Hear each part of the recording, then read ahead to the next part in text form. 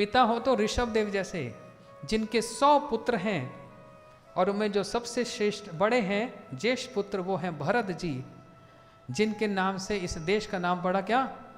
भारत। भारत मतलब क्या? भा मतलब होता है तेज।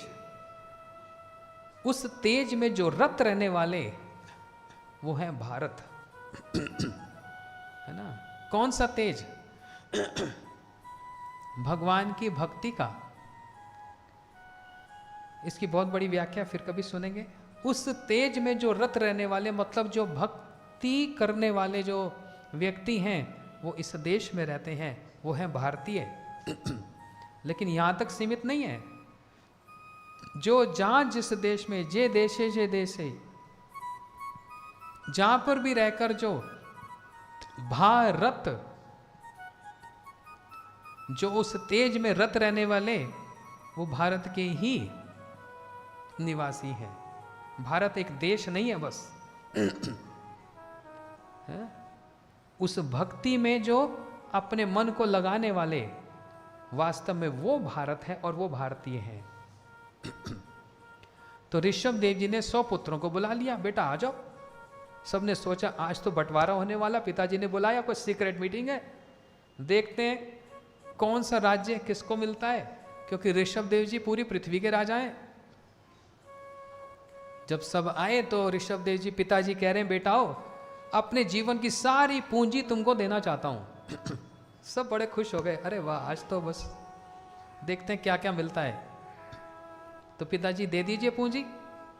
तो बोलते मेरे जीवन की पूंजी ये है कि नाहम दे दे भाजम निर्लोके कष्टम कामम अर्थम विडभुजम। ये बेटा भगवान ने ये शरीर 2 पशुओं का नाम लिया, कुत्ता और सुअर, कुकर और सूकर, इनकी तरह भोग करने के लिए नहीं दिया। सब सोचने लगे ये क्या पूंजी दे दी, ये कौन सी पूंजी है। तो पिताजी हम तो सोच रहे थे eat drink and B Mary, खाओ पियो मौज मस्ती करो, फिर भगवान ने शरीर किस लिए दिया। तो बोलते हैं ये है पते की बात, तपो दिव्यम पुत्र का।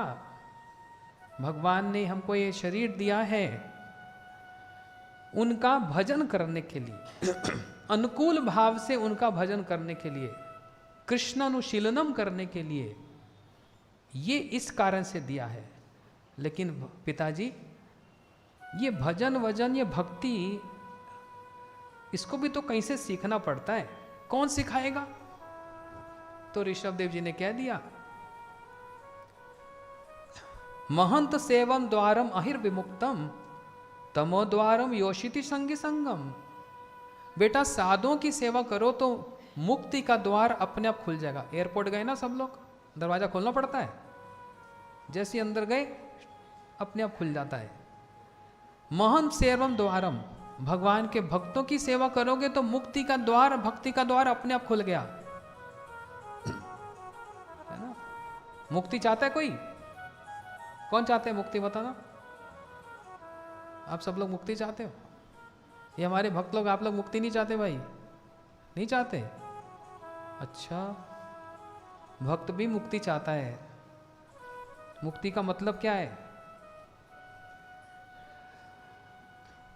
मुक्ति रित्वा अन्यथा स्वस्वरूपेण अवस्थिति, अपने दिव्य स्वरूप को प्राप्त करके उस देह के अनुकूल देह प्राप्त करके श्री राधा माधव जी की सेवा प्राप्त करना, यह है मुक्ति।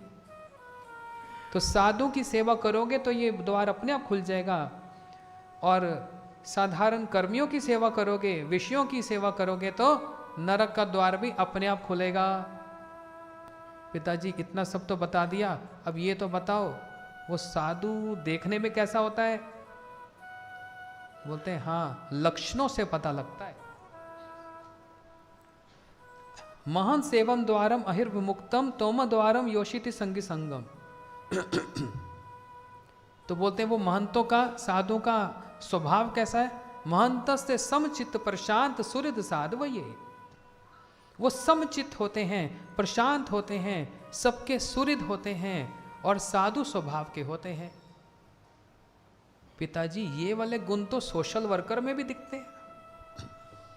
वो भी सबके सुहृद होते हैं, वो भी बड़े शांत होते हैं, ऐसे बहुत से लोग दिखते हैं। तो फिर एक सोशल वर्कर और साधु में फिर अंतर क्या है?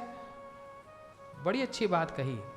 वो तो एक फाइन लाइन है यहां पर, ये व महिषे कृत सौदार्थतः, जो मेरे प्रेम को ही पंचम पुरुषार्थ मानते हैं, कृष्ण प्रेम को ही जीवन का सबसे सर्वोच्च सोपान, सबसे बड़ा एक लक्ष्य मानते हैं, वो ही वास्तव में साधु हैं।